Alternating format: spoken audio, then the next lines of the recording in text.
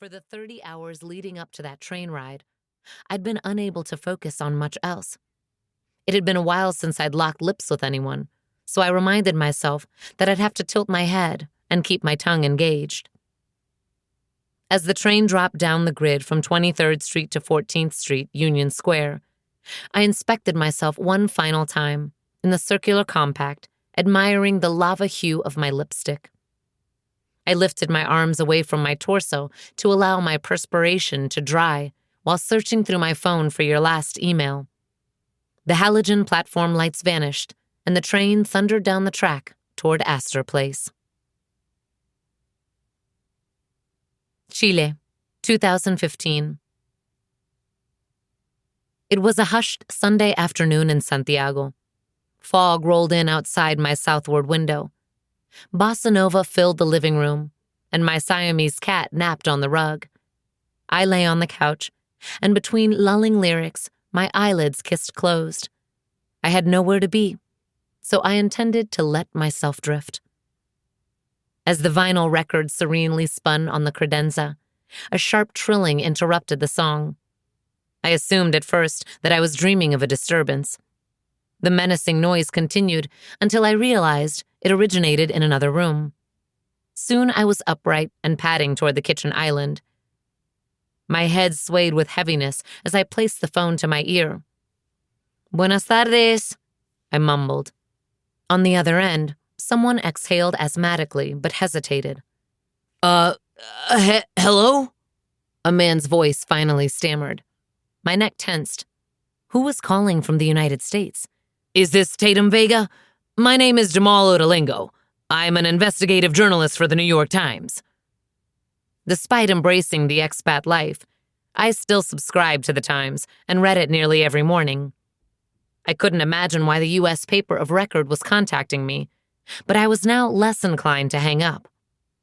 This stranger also had a Mississippi or Alabama drawl, a charm I'd forgotten about while living below the equator. "Go on," I said. The sternness of my voice in English startled me. "I'm contacting you because I'm looking into allegations against the writer M. Domínguez, a friend of yours." "You must be confused," I interjected. "He and I aren't even in touch, much less friends." "Maybe not anymore, but there's plenty of photographic evidence online showing that you two were in contact for years." My gaze tumbled down the length of my gray lounge pants. My socked feet curled against the wood floor, and again I considered hanging up.